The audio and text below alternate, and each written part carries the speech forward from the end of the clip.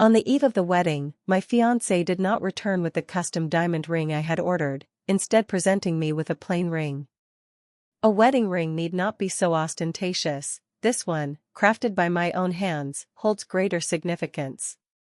I nodded in assent, yet moments later, I stumbled upon his first love's Facebook post, where a photograph showcased an exceptionally conspicuous ring on her hand. She wrote, "A promise made 10 years ago, should he not marry me in the future, he must still place the ring symbolizing true love upon my finger. Next week marks our 10-year pact. I deliberately chose to meet him on his wedding day, and his agreement, does it signify he cannot forget me?" The next moment, I received a message from my fiancé. "My mother believes next Friday is a more auspicious date for the wedding. Let us postpone it by 2 days." Clutching my phone, I calmly agreed, though I resolved that the wedding need not be delayed. Cancellation would suffice. Upon seeing the custom wedding diamond ring I had ordered adorning Simon's first love's finger, I suddenly felt the plain ring he had given me burn intensely. Despite being alone, overwhelmed by a profound sense of humiliation. Compelled by an inexplicable impulse, I retrieved my phone and searched for that plain ring, the price of $9.9 striking my eyes with a sharp sting.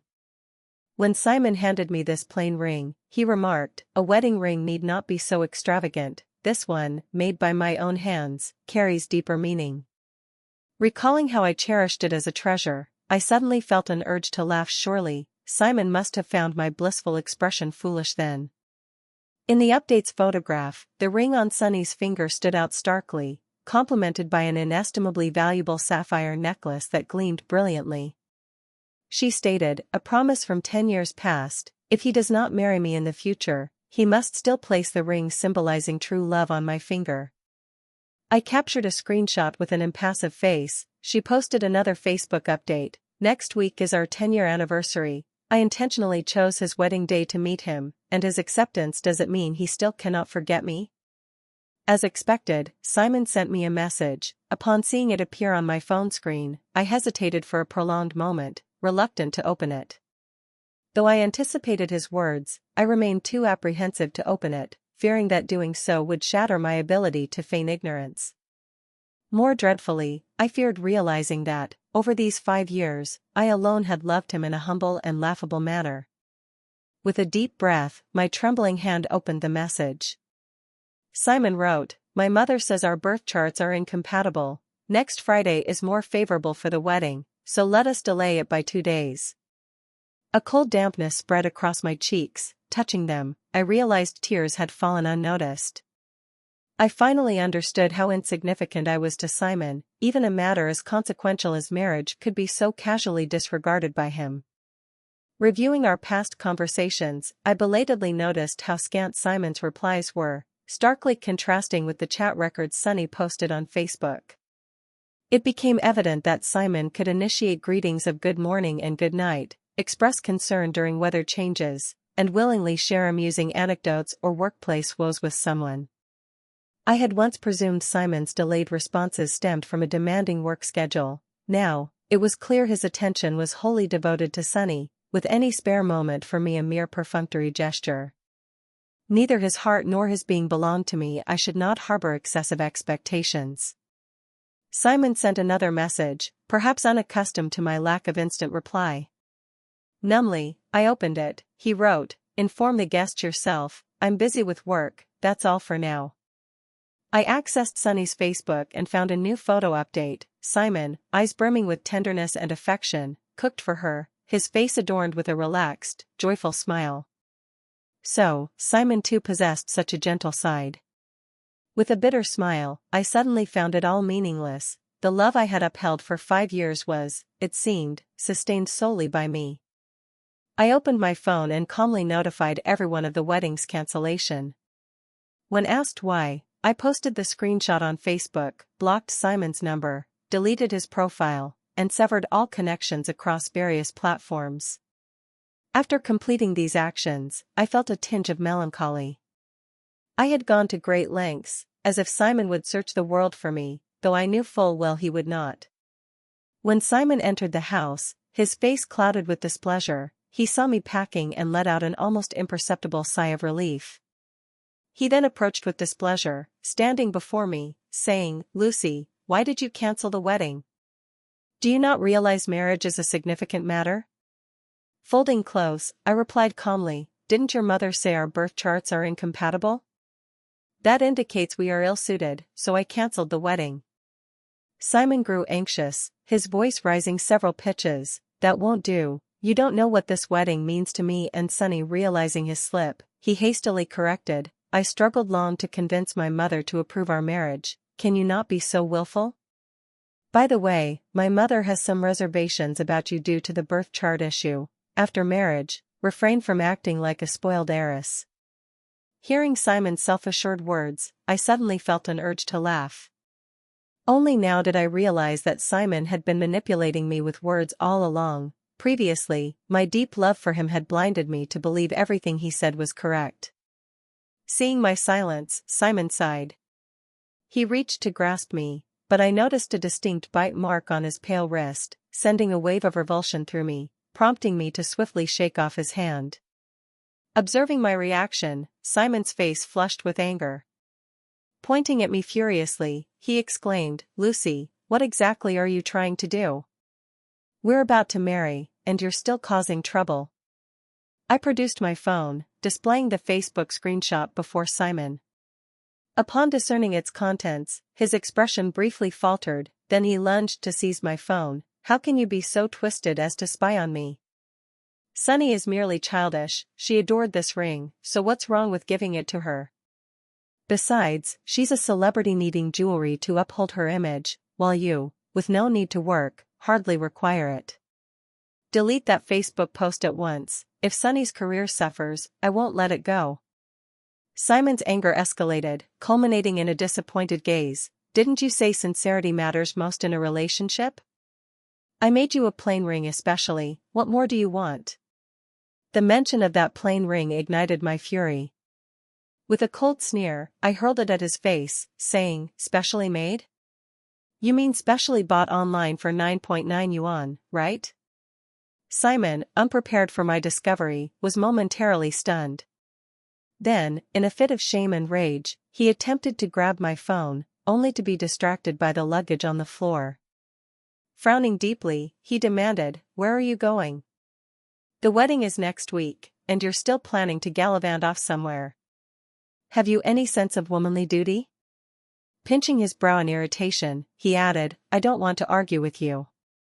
I remained silent, gazing at Simon before me, suddenly perceiving an unfamiliarity.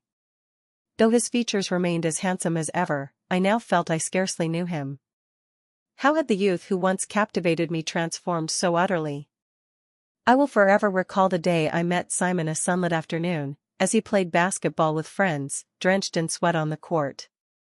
Passing by, I was accidentally struck by the ball. Back then, my reclusive and unlikable nature meant they felt no remorse for hitting my head, instead chuckling that the thrower had good aim, mocking me elsewhere as a bumpkin and an unlucky fool. It was Simon who sternly intervened, compelling them to apologize. Typically an unnoticed figure at school, their formal apologies surprised me. Simon helped me up, lifted my heavy bangs, and abruptly said, "Your eyes are beautiful." Gazing at his gentle smile, I felt a seed named Simon take root and sprout within my barren heart. My family's modest circumstances favored my younger brother, with my parents often beating and berating me, labeling me a financial burden and asserting I shouldn't exist. Simon was the first to offer me praise. Yet my affection halted abruptly upon seeing Sunny beside Simon. Her radiance was dazzling. Together, they appeared a perfect match of talent and beauty, while I likened myself to a toad in a shadowed corner. Thus, I buried my love for Simon, immersing myself in diligent study. In the year of my college entrance exams, my father, Anthony, intoxicated, barged into my room and molested me. I struggled desperately, pleading for his sobriety, crying, "Dad, I'm your daughter, your own flesh and blood, wake up." Drunkenly, with a greasy, repulsive grin, he chortled, "You're no daughter of mine, your mother picked you up out of foolish kindness. Indeed, she still pities me, finding me a bed warmer. I didn't expect you to be so pretty. Come here, let daddy love you." I finally grasped why my parents despised me. I had assumed it was mere son preference, yet their genuine affection toward my cousin revealed the truth: I was not their biological child. I struggled and screamed, desperate to escape this hell, but my cries, mingled with that beast's maniacal laughter, dissolved into the torrential rain beyond the window. I believed I would perish that night. As Antony's fetid breath neared my cheek, Simon appeared, knocking him unconscious. To me, Simon was a lifeline in my despair, the one who lifted me from the mire, enabling me to live unsullied in this world. That rainy night, he was my sole reliance. Seeing me dazed, Simon pushed me impatiently, saying coldly, "What are you staring at?" I offered no reply, unsure what to say. Perhaps this was disappointment at its peak. At that moment, Simon's phone rang. Retrieving it, his stern expression softened instantly. Undoubtedly a message from Sunny. He glanced at me with disdain, saying, "As you wish, the wedding won't be postponed, it will proceed on Wednesday as planned." However, he paused, continuing, "Your bridesmaid must be Sunny. After all, you have few friends in Highshire, and having a celebrity like Sunny condescend to the role adds prestige to you. It also spares you from suspecting anything between Sunny and me. Her willingness to be your bridesmaid proves our past is over." Hearing Simon's tone of bestowed favor, my stomach churned violently. I snatched Simon's phone, opening his chat with Sunny. Her final message read, "I've reconsidered and mustn't be too willful. This wedding is crucial for us to connect with influential figures. Though it pains me that you're marrying another, I'm willing to remain the woman behind you, as long as you're happy. I have one request: may I be Sister Lucy's bridesmaid, so I can pretend it's me walking the aisle with you, marrying you?" I let out a sardonic laugh. Simon reacted, swiftly reclaiming his phone and slapping me. He roared, "Are you ever done? Do you still want to marry me? Can't you respect my privacy?" My cheek burned fiercely, as did my heart. Suppressing my grievances, I said calmly, "With Sunny saying such things, can you claim innocence between you?" Enraged, Simon blurted out, "Whatever we are, it's not as impure as you, Lucy. Don't think being a lady now erases that you were once a slut who seduced your foster father." His words struck me like lightning, numbing my entire being. His statement reverberated in my mind, a sharp blade piercing me repeatedly. I could scarcely fathom that the one who rescued me from the abyss would thrust me back into it, leaving me chilled to the core. Simon soon recognized his error, showing regret. As he sought to amend his words, I shoved him out the door, tossing his belongings after him, and slammed it shut under his incredulous stare. Once the door was closed, I slumped to the floor, my heartache beginning to numb. Evidently, prolonged pain ceases to hurt. My phone rang, an unfamiliar number. Initially unwilling to answer, its persistent calls, unrelenting until I picked up, compelled me. Upon answering, Simon's voice emerged, softened, "Lucy, don't be sad. You know people say things in anger, don't take it to heart.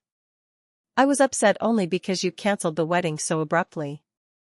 Both our Sue and Lou families value reputation. Though this is an arranged marriage, there are feelings involved, no need for such spite." I replied calmly, "I'm not being spiteful. You postponed the wedding without considering me. Spare me nonsense about incompatible birth charts, I don't believe it. Simon, have you ever prioritized me? That was my custom ring, and you gave it to Sunny without my consent. Did you even ask me?" Then, a delicate, frail voice interjected, "Sister Lucy, don't be angry. I loved this ring so much, and Brother Simon gave it to me seeing my fondness. Besides, you're about to marry. Why fuss over such distinctions?" Sunny's innocent words infuriated me to the brink of a stroke. Her feigned sobs distressed Simon, who, without hesitation, demanded I apologize to her. Simon said, "Sunny's right, we're getting married, why draw such lines? Tell the guests it was your tantrum, and the wedding will proceed as usual." I laughed. Hearing it, Simon asked, puzzled, "What's so funny?" I replied, "I'm amused at your shrewd calculations. Your Sue family cares for face, but doesn't my Lou family? If you're so eager to wed, marry your first love. No need to leverage my Liu family's reputation to invite industry titans, you're neither worthy nor qualified. Unwilling to hear more from that vile pair, I hung up and blocked Sunny's number. After much hesitation, I opened my contacts, found a number untouched for 5 years, and, gritting my teeth, texted, "Is the invitation from 5 years ago still valid?" The swift reply came, "It has always been valid." Receiving Simon and Sunny's wedding invitation, I was calculating research data. I tossed it aside, intending to test the data, when my senior brother Daniel called me, picking up the invitation. He smiled, saying, "Isn't this your ex? Why send an invitation? Another stab at your heart. Does it hurt?" I gave a wry smile, "Senior brother, it's been ages." My senior brother had always disliked Simon. My decision to stay in Haishur with him prompted much nagging. Over those 5 years with Simon, he repeatedly asked if I'd join their research team, but I declined each time, wanting to remain by Simon's side. Unwilling to blame me, he attributed the fault to Simon. Though I knew this was unfair since it was my choice, I still found joy in his partiality. Walking to the lab with him, he pulled out a mirror, inspecting himself. "I'm decent looking, campus heartthrob level. I could accompany you to their wedding," showing them our Lucy's distinguished scientist boyfriend. "Don't refuse. I'll take a hit. We need to secure funding, we can't keep relying on your Liu family's resources. This project's costly, your family can invest once it's viable." Under his relentless persuasion, I was dragged back to Haishur for Simon and Sunny's wedding at the Su family estate. Seeing Simon, I felt dazed. He, looking at me, showed a flicker of emotion, asking, "How have you been these years? Who's this?" Before I could speak, my senior brother interjected, "I'm Lucy's boyfriend." Hearing this, Simon's expression darkened, and he was soon called away. I hadn't attended such a lively wedding in ages. The hall's cloying alcohol scent was suffocating, so I slipped out while my senior brother conversed with businessmen. Lingering in the garden, planning to return, I saw Simon and Sunny appear at the entrance, their faces displeased, prompting me to hide instinctively. Simon was dragged by Sunny. Shaking off her hand, he snapped, "Why drag me here? What are you up to now?" Sunny snorted coldly, "Seeing Lucy today, were you moved? Didn't you once despise her most, deeming her base for seducing her foster father?" In the past, Sunny's words would have devastated me. Now, they felt tolerable. After all, I was blameless. Why heed others' judgments? Unexpectedly, Simon defended me. "Lucy did no wrong, she's a victim too. If anyone's base, who could surpass you, Sunny?" Uninterested in their squabble, I slipped away quietly, only to get lost. I texted my senior brother to find me and sat down somewhere. Soon, faint voices drifted from nearby. Reluctant to overhear elite secrets, I coughed and emerged, feigning drunkenness. Overacting, I tripped. Rising, I saw a sleeping figure in a wheelchair, identical to Simon, yet with softer features exuding gentleness even with closed eyes. The tale begins years ago. On Simon's birthday, in a cramped rental room, a captivating woman laboriously delivered an infant on a bed. Seeing the flesh between the infant's legs, she wept with joy. Struggling, she dialed a phone. Soon, someone escorted them to a spacious penthouse. That male infant was named Victor. As Simon grew day by day, so did Victor. Simon, the sole heir of Haishi Su family, was cherished from childhood, receiving an elite education that molded him into a humble, gentle, and compassionate yet assertive successor. Victor, conversely, kept his head bowed, wore large black-framed glasses, and had long bangs, exuding gloom, yet none knew his eyes harbored resentment toward Simon. In high school, Simon met a girl while playing basketball. Her beautiful eyes etched themselves into his heart at first sight. Learning of her modest background and struggles, he developed a profound pity and affection for her. Simon admired her resilient spirit, discreetly warning her bullies and quietly nurturing her growth. The year the college entrance exams ended, the girl rushed home to cook, leaving behind her butterfly hairpin, cheap in material, yet a self-bought birthday gift. The boy's sentiments urged him to keep the hairpin, but after much hesitation, he resolved to return it. Witnessing a beast attempting to violate the girl, Simon felt profound dread, grateful he chose to return the hairpin. He dared not imagine the tragedy that might have befallen her had he not appeared. Gazing at the anguished girl, Simon vowed inwardly, "Fear not, I'll protect you always." Yet he broke that promise. A car accident rendered him a vegetable. Nevertheless, the girl he cherished was favored by fate. In Jing City, she found her family, becoming the Liu family's treasured gem. In a novel, the girl might become an heiress yet remain by Simon's side, awaiting his awakening. Simon, too, might awaken one afternoon, fulfilling expectations to stay with her forever, but accidents invariably occur. Victor removed his glasses, lifted his bangs, revealing a face identical to Simon's, assuming the identity of Simon the Simon to wed the Liu family's pearl.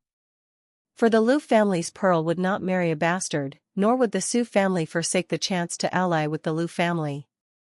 When my senior brother found me, I was crouched before Simon, laughing and crying. Seeing me thus, he hesitated. "It's my fault for dragging you here, upsetting you. What now? Will the teacher scold me?" Seeing Simon in the wheelchair, he wavered further. "Lucy, did you beat Simon into a vegetable?" His absurd remark made me burst into laughter. Learning the truth, he tactfully departed, leaving me alone. Gazing at the comatose Simon, tears fell steadily from my eyes. So, for those 5 years, I loved the wrong person, mistook my savior, and was deceived by Victor and the Su family. The one who saved me had never changed. Even the one I loved was Victor in disguise, masquerading as Simon, deceiving his traveling mother, me, and all. Whether I loved Simon or Victor, I could no longer discern. I dared not assert with certainty that Simon alone was my love, always and only him. After 5 years with Victor, I could no longer distinguish between them. Yet one certainty remained: the one who saved me never altered falsehood as falsehood. That desperate girl awaited a genuine rescuer, the bullied girl received sincere aid. Smiling, I grasped Simon's cold hand, now free to exact retribution on Victor without restraint. I am no saint, perhaps Simon and Victor deemed me docile, but only I knew my heart.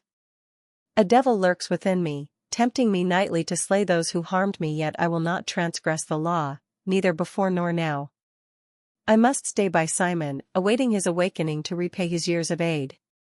I called home, informing my parents of this. This time, my parents, unlike those selfish foster ones fixated on their son, are kind and deeply loving toward me. Throughout my lost years, they never ceased searching for me. My mother even grew depressed, the Liu family shrouded in heavy gloom due to my absence. Until I reappeared. Learning of these events, they were incensed. My typically mild-mannered father cursed furiously at the Su family's machinations. My brother asked, "Do you want the Su family bankrupted? A competent, domineering CEO who ruins those who displease him. He and my sister-in-law adore me." I shook my head. "If the Su family goes bankrupt, what of Simon?" My sister-in-law interjected, "The Liu family can support him, we can afford it."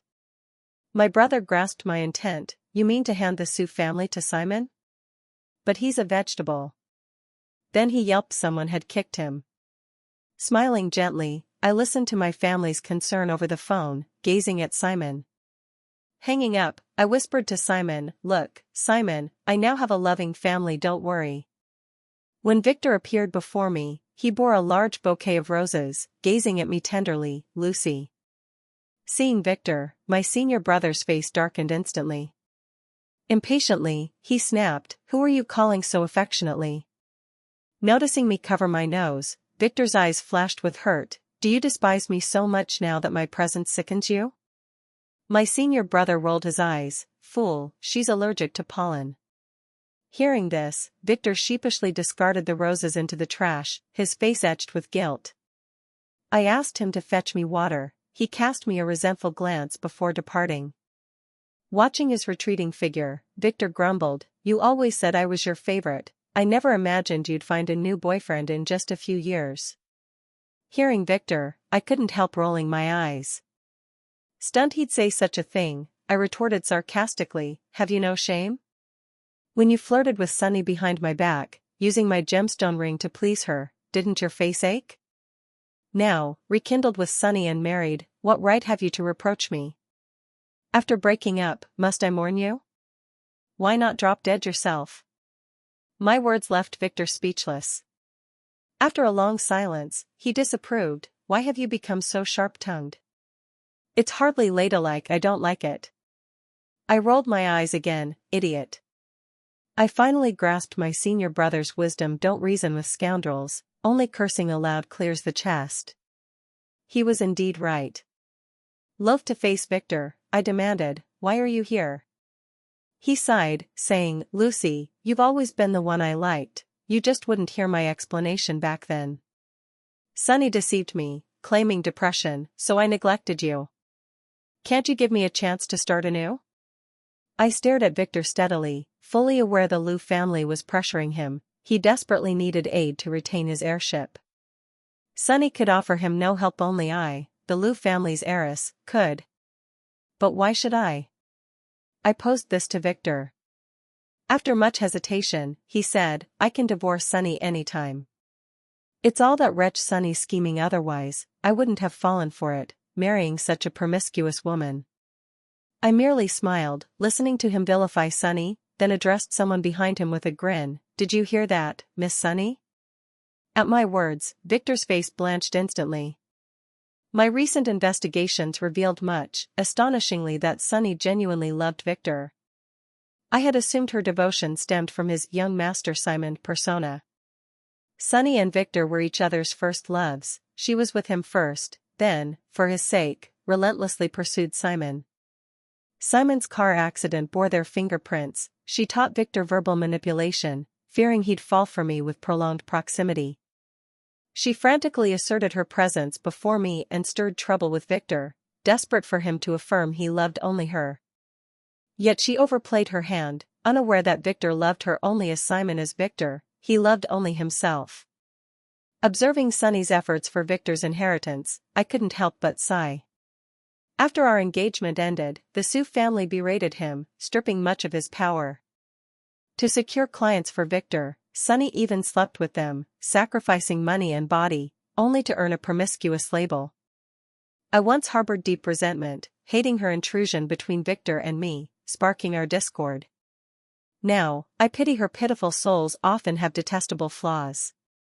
Even pitying her, I see it's self-inflicted, both she and Victor must pay for their deeds. I savored Sunny's ferocious expression and Victor's sweat-drenched state for a moment, my mood finally easing. At that moment, my phone rang. It was a text from my senior brother. He'd contacted a surgeon and booked an appointment. Once Simon improved, he'd take him abroad for treatment. Recalling a recent checkup, the doctor said Simon's condition wasn't severe, with a high chance of recovery. Victor and Sunny had secretly medicated him.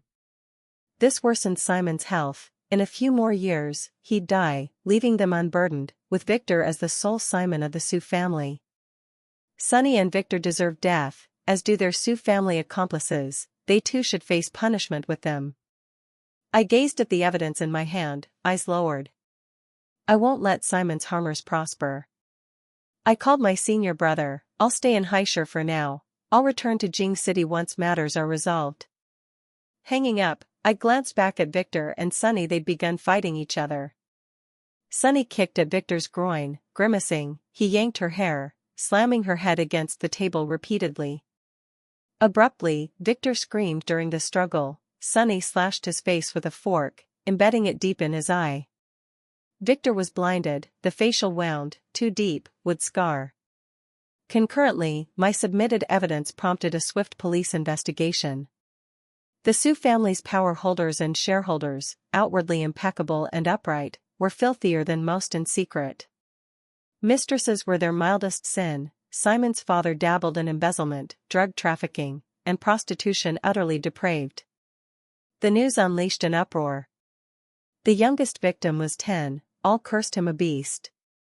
Through my efforts, Simon's father was swiftly sentenced to death. Victor cast all blame on Sunny, weeping to the police that she alone was responsible, claiming ignorance.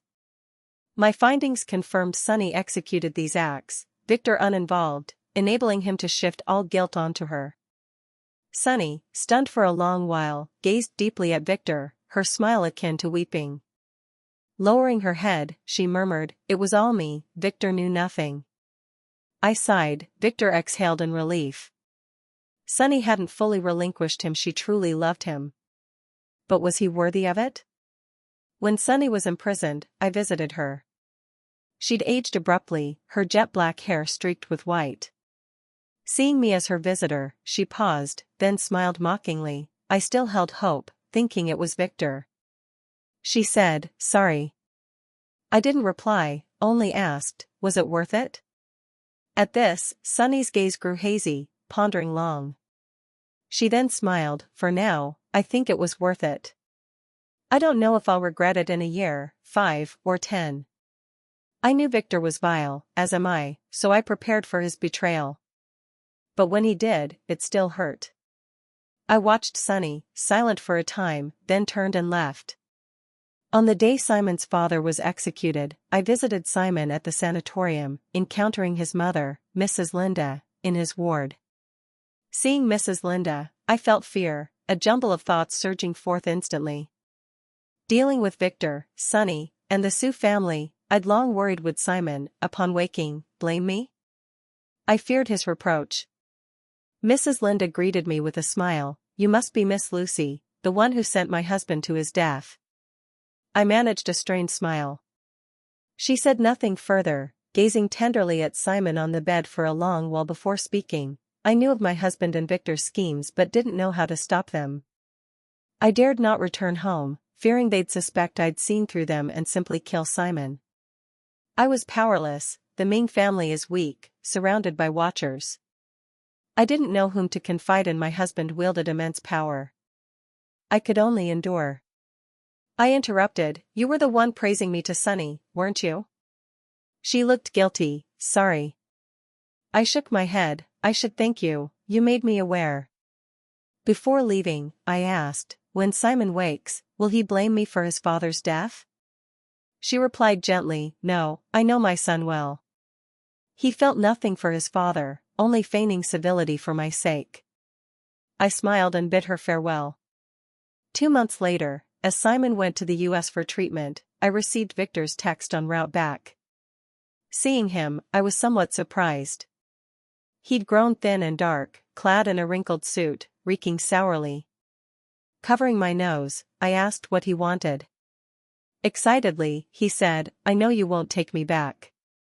That exam year, without me, your foster father would have raped you. You should thank me." I laughed. I wrote a 10 million yuan check, saying, "Kneel before me, and it's yours." "You." He glared fiercely, face contorted. After a long pause, he knelt, teeth clenched. The last of my resentment dissipated. As he reached eagerly, I withdrew the check, tearing it before him, his eyes reddened. I said flatly, "Have you forgotten your Victor, not Simon?" Ignoring his anguished sobs, I strode away. My research project won national acclaim. At the celebration, my senior brother mysteriously pulled me backstage, grinning sleazily. I shivered. "Senior brother, don't smile like that, it creeps me out." Before I finished, I saw someone backstage, refined features, eyes full of tenderness fixed on me. Looking at him, tears fell. He sighed, "Why are you always crying whenever I see you?"